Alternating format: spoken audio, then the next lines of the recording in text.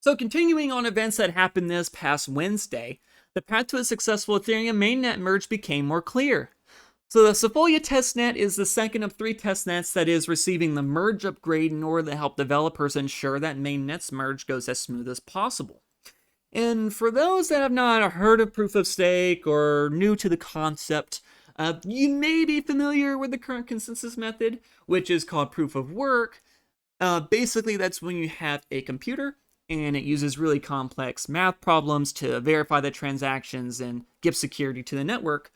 Whereas proof of stake is a different consensus method used to validate transactions on a blockchain, where the user instead they put up a bond of a cryptocurrency. So in mainnet's case, this is going to be Ether. And this bond is basically saying, hey, here's some collateral to prove to you that I'm serious. Can I help validate the transactions now? And the network goes, all right, well, you gave me enough collateral, so sure, you can go ahead and have at it. And then your machine starts earning Ether as payment as it does stuff like attest transactions and propose blocks. So initially in this merge series, we had the Robson testnet merge, and that happened on June the 8th. And then for that testnet, there were a few issues, but that was to be expected. One that was kind of not expected, the time that it took to hit the total terminal difficulty, or TTD for short, it was slightly unpredictable because the miners that were being used to reach it, they weren't really working as planned. And then, of course, certain configurations of the staking clients weren't really working well, but that was kind of to be expected. Though this time around, hitting the TTD was a lot better, and it was also more predictable. However, there were still a few small problems that did occur in some node configurations. Danny Ryan, who is a researcher with the Ethereum Foundation, he actually had a tweet explaining what happened.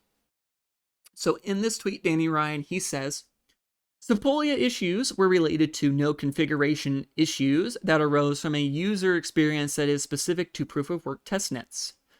Nodes artificially overrode TTD to be very high to defend against rogue miners, and then were supposed to remove the override. Many did not remove the override. So basically what this is saying is they had hard-coded in a certain TTD value, I believe, and then they just sort of forgot to remove that this time around. But once they did that, things were good, so really not too much drama in that regard. Now, the place to be during this event was definitely the live stream on EthStaker's YouTube channel, and this live stream had featured Daily Gway's Anthony Sassano as host to a few Ethereum developers and community members. Now, one of the highlights that I enjoyed from the stream actually featured Jonathan Mann, who is better known as Song a Day Man. He had created a song whose lyrics had came live from Daily Gway's Discord chat, which was cool. The last time he was actually on the Robson merge meeting as well, and he had got the song lyrics from the EthStaker Discord, so this time around he got it from the Daily Gway Discord, so that's cool. And then another highlight was Ethereum founder Vitalik Buterin. Thankfully, he had better mic audio this time around, but he had explained the significance of this test. And so let's go ahead and take a listen to him, Anthony, and Superfizz, who I guess you could best describe as a Beacon Chain health consultant, talking about what is most important from these tests and for the merge. So let's go ahead and take a listen. How similar or different will the mainnet merge be to what we saw today? If any of the core devs or researchers on the call want to take that one. One challenge that the mainnet merge is going to have that all of these testnets don't really have is that there's just a lot more infrastructure, like not consensus critical, but just stuff that lots of third parties care about. That's mostly missing from the testnets, and so there might be like non-critical issues like that that'll just pop up in the merge that we're not catching with these tests. Though, I mean, for things like these major testnets, there are like a lot of the core infrastructure is there, but I'm sure there's a lot of peripherals that are just not getting tested, and that's unavoidable and probably fine. Yeah, that makes sense for sure. And as you said, unavoidable considering, I guess, like, yeah, mainnet is mainnet, right? And testnets are testnets. But we'll have to see what happens on kind of like mainnet merge transition there. One of my favorite things is we don't have to have a perfect merge in order to have a successful merge. And that's, I think one of the things people are struggling with, like people want it to be 100% perfect. Like, let's never merge until we're guaranteed it's going to be 100% perfect. And that's really not the standard that we ought to reach. The standard we ought to reach is that the chain merges successfully, and then there's a lot of opportunity to continue to improve after that. So the most important thing that we're looking for is finalized blocks. If we merge and we continue to have finalized blocks, then the merge is successful.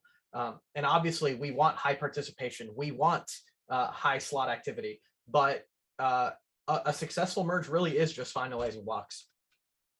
Mm-hmm.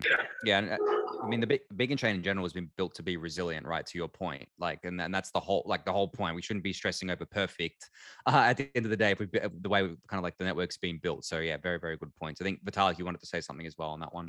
Yeah. I mean, I think there's a lot of people in the community that generally have a similar attitude. Like, you know, if you had to choose between like 75% attestations versus the merge being delayed until the end of the year, I think, you know, lots and lots of people would gladly take the 75% attestations, right? Like, the chain is resilient, and there's a sense in which if it's literally flawless, then we probably waited too much.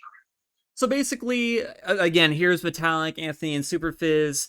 They're trying to really drive the point home that there's so much stuff being built on and is being built on mainnet's infrastructure that having what would be a perfect merge would basically not be possible. Like all of these things, they can't necessarily test themselves on something like a Robson or Sepolia.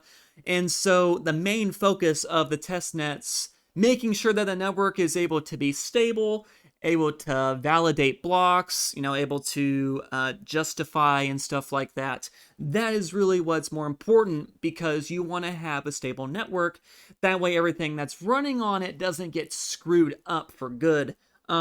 So again, making sure that things like staking client configurations are working as they should post-merge is priority number one.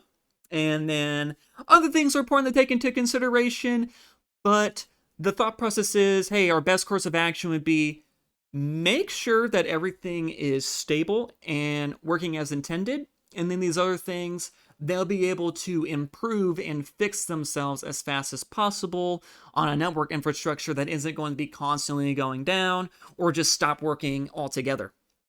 Now, of course, an EthStaker event like this wouldn't be complete without a POAP, and the first time around on the Robston testnet, EthStaker asked the community to donate $1 of the stateful.eth, and they ended up raising nearly $15,000 for Gitcoin grants round 14.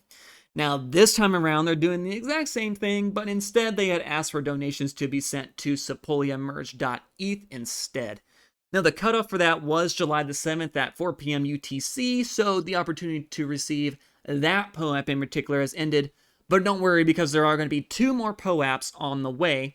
There's going to be one for the Goerli testnet, and then there's going to also be one, of course, for the finale being the mainnet merge. So be sure to keep your eyes on this program, because we're going to be talking about it as they happen, and also be sure to take a look at EthStaker's YouTube channel when they have those events going live. And to end this story off, I just want to say that I think it's really great to see EthStaker. They are using their platform to use POAPs in a way that encourages others to donate to public goods. So good on EthStaker. Glad to be partners with them and friends with them. So you made it to the end of the video. Thanks for that.